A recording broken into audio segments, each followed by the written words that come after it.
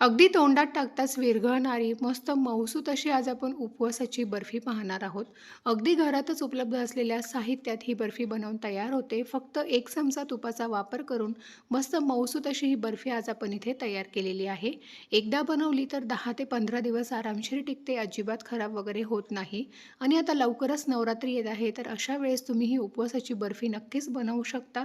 खूप साधी आणि सोपी आहे, तेवढीच ती चवीला अगदी छान लागते.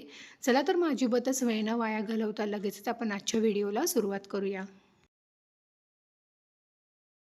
तर सर्वात अगोदर गॅसवर एक कढई गरम करायला ठेवलेली आहे. त्यामध्ये इथे मी ह्या कपाने मोजून बरोबर 1.5 कप शेंगदाणे घेतलेले आहेत. आता सर्व साहित्य मोजण्यासाठी तुम्ही घरातली कुठलीही एखादी वाटी किंवा कप घेऊ शकता. त्यानेच आपल्याला हे सर्व साहित्य मोजून घ्यायचं आहे. म्हणजे बर्फी अगदी परफेक्ट अशी बनवून तयार होते. आता शेंगदाणे आपल्याला छान व्यवस्थित असे खरपूस होईपर्यंत भाजून घ्यायचे आहे. अगदी लो टू मीडियम फ्लेमवर छान मस्त आपण याला भाजून घेऊया. तर अगदी 1 ते 2 मिनिटांसाठी मस्त खरपूस असे इथे आपण हे शेंगदाणे भाजून घेतलेले आहे. वरची साल निघेपर्यंत आपल्याला याला भाजून घ्यायचं आहे. खूप जास्त देखील डार्क रंग येईपर्यंत भाजायचं नाहीये, नाहीतर मग आपली जी बर्फी आहे तिची टेस्ट थोडीशी बिघडू शकते. त्यामुळे हलकेसे याला भाजून घेतलेले आहे. आता एका ताटामध्ये काढून घ्यायचे आहे आणि पूर्णपणे आपण याला थंड करून घेऊया. त्यानंतर त्याच कपाने अर्धा कप इथे मी काजू आणि बदाम घेतलेले आहेत. ते सुद्धा आपल्याला थोडेसे भाजून घ्यायचे आहे. म्हणजे यामध्ये जे काही थोडासा ओलसरपणा किंवा मॉइश्चर असेल ते कमी होईल. तर हलकंसं आपण याला देखील भाजून घेणार आहोत. 1.5 कप शेंगदाणे घेतले होते, त्यासाठी अर्धा कप आपण इथे काजू बदाम वापरलेले आहेत. आता हलकेसे डाग येईपर्यंत हे सुद्धा भाजून झालेले आहेत. ते देखील आता आपण एका प्लेटमध्ये काढून घेऊयात. याला सुद्धा पूर्णपणे आपल्याला थंड करून घ्यायचं आहे. त्यानंतर अर्धा कप इथे मी किसलेलं खोबरं घेतलेलं आहे. सुकं खोबरं छान किसून घेतलेलं आहे किसणीने. हे सुद्धा आपल्याला अगदी मंद आचेवर भाजून घ्यायचं आहे. खोबरं खूप जास्त डार्क रंग येईपर्यंत भाजायचं नाही आहे. हलकासा तांबूस रंग येईपर्यंत आपण याला सुद्धा भाजून घेणार आहोत. ही बर्फी बनवताना यामध्ये थोडासा खोबऱ्याचा वापर केला की बर्फी चवीला अगदी छान लागते. किंवा तुम्ही समप्रमाणात सुद्धा वापर करू शकता. 1 वाटी शेंगदाणे घेतले तर 1 वाटी तुम्ही इथे खोबरं सुद्धा वापरू शकता. आता खोबरंसुद्धा हलकंसं तांबूस रंग येईपर्यंत भाजून घेतलेलं आहे. ते देखील एका प्लेटमध्ये आपल्याला काढून घ्यायचं आहे. आता आपण सुरुवातीला शेंगदाणे भाजून घेतले होते, ते पूर्णपणे इथे आपण गार करून घेतलेले आहे. त्यानंतर वरची जी त्याची साल आहे, ती अगदी लगेच निघून जाते. तर सर्व याची वरची साल काढून घेऊया. तर अशा पद्धतीने सर्व शेंगदाण्यांची वरची साल मी इथे काढून घेतलेली आहे. आता एक छोटंसं मिक्सरचं भांडं घ्यायचं आहे आपल्याला आणि त्यामध्ये हे सर्व शेंगदाणे काढून घ्यायचे आहे आणि त्याची छान बारीक अशी पावडर तयार करून घ्यायची आहे. तर मिक्सर आपल्याला चालू बंद करत म्हणजेच पल्स मोडवर फिरवून घ्यायचं आहे. म्हणजे अगदी एकसारखी अशी ही शेंगदाण्यांची पावडर इथे तयार होते. एका मिक्सिंग बाउलमध्ये इथे मी ही पावडर काढून घेतलेली आहे. तुम्ही बघू शकता अशा पद्धतीची बारीक अशी पावडर तयार करून घेतलेली आहे. जर खूप जाडसर पावडर तयार होत असेल तर एखाद्या चाळणीने तुम्ही ती चाळून घेऊ शकता. त्यानंतर पुन्हा त्याच मिक्सरच्या भांड्यामध्ये आपण जे खोबरं भाजून घेतलं होतं, तो सर्व खोबऱ्याचा किस काढून घ्यायचा आहे. त्यानंतर भाजून घेतलेले काजू आणि बदाम ते सुद्धा यामध्ये घालायचे आहेत. आणि याला सुद्धा मिक्सरमधून आपल्याला छान बारीक असं फिरवून घ्यायचं आहे. तर इथे आपले काजू, बदाम आणि खोबरं याची सुद्धा छान बारीक अशी पावडर इथे तयार करून घेतलेली आहे. ती सुद्धा पावडर शेंगदाण्याच्या पावडरमध्येच आपण काढून घेणार आहोत. तर आता हे दोन्ही साहित्य आपल्याला अगदी छान व्यवस्थित असं मिक्स करून घ्यायचं आहे. खूप साधं आणि सोपं प्रमाण आहे. 1.5 वाटी शेंगदाणे घेतले होते. त्यासाठी अर्धी वाटी काजू, बदाम आणि अर्धी वाटी सुकं खोबरं आपण इथे वापरलेलं आहे. आता हे संपूर्ण साहित्य हाताने व्यवस्थित असं आपल्याला मिक्स करून घ्यायचं आहे. ही बर्फी अगदी चवीला खूप छान लागते. यातलं जे प्रमाण आहे ते तुम्ही तुमच्या आवडीप्रमाणे इथे थोडंफार कमी अधिक करू शकता. आता हे साईडला ठेवून देऊया आणि लगेचच आपल्याला ज्या ताटामध्ये बर्फी सेट करायची आहे, त्या ताटाला आपल्याला तूप लावून घ्यायचं आहे. तर हे सर्वात अगोदर आपल्याला करून ठेवायचं आहे, म्हणजे मिश्रण अगदी गरम असतानाच आपल्याला लगेच ताटामध्ये ओतता येतं. तर अशा पद्धतीने ह्या ताटामध्ये मी बर्फी सेट करणार आहे, तर त्याला व्यवस्थित तूप लावून घेतलेलं आहे. त्यानंतर पुन्हा गॅसवर मी एक कढई गरम करायला ठेवलेली आहे. त्यामध्ये फक्त 1 चमचा इथे आपण साजूक तूप घेतलेलं आहे आणि त्यामध्ये आपल्याला 2 कप गूळ घ्यायचा आहे. तर ज्या कपाने आपण सुरुवातीला सर्व साहित्य मोजून घेतलं, बरोबर त्याच कपाने इथे मी 2 कप गूळ घेतलेला आहे. जर तुम्हाला थोडं कमी गूळ हवं असेल, तर तुम्ही पावणे 2 कप इथे गुळाचा वापर करू शकता. आता इथे आपल्याला गुळाचा पाक वगैरे अजिबात करायचा नाही आहे. फक्त मंद आचेवर आपल्याला हा जो गूळ आहे, तो वितळवून घ्यायचा आहे.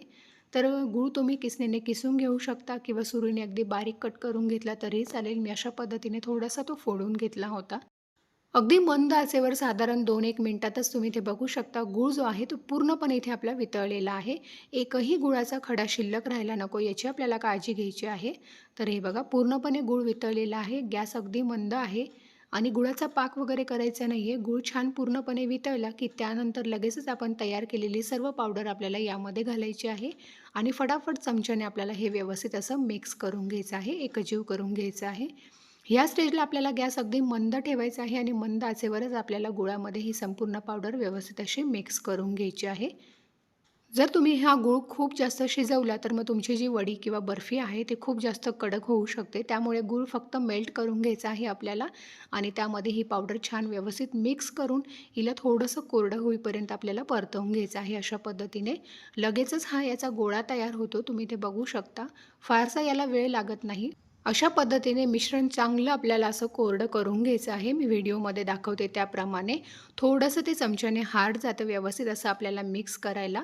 आता छान असा आपला याचा गोळा इथे तयार झालेला आहे. लगेच आपल्याला गॅस बंद करायचा आहे आणि आपण ताटाला आधीच तूप लावून ठेवलेलं होतं. त्यानंतर लगेचच आपल्याला हे सर्व मिश्रण या ताटामध्ये ओतायचं आहे आणि एखाद्या स्पॅच्युलाच्या मदतीने किंवा वाटीच्या मदतीने आपल्याला ही बर्फी सेट करून घ्यायची आहे.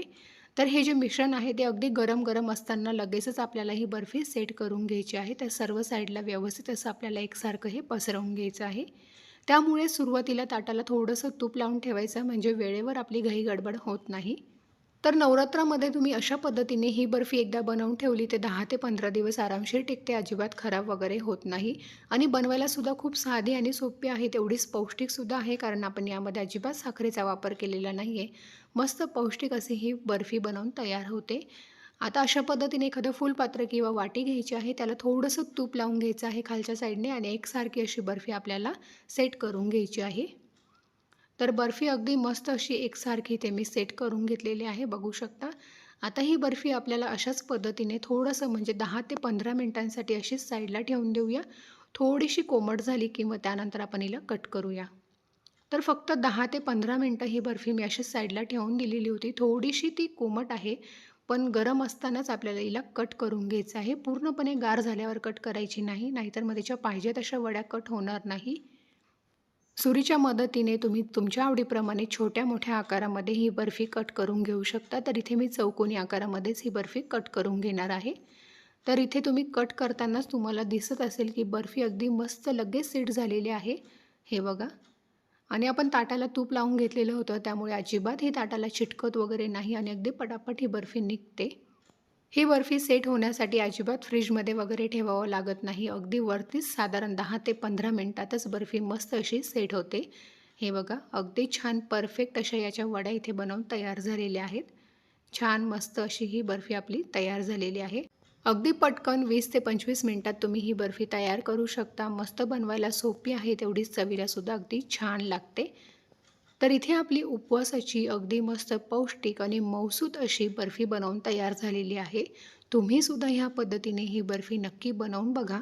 इथे मी तुम्हाला एक बर्फी तोडून दाखवते. तुम्ही त्याचं टेक्स्चर बघू शकता. अगदी छान मौसूत होते. अजिबात कडक वगैरे झालेली नाही आहे.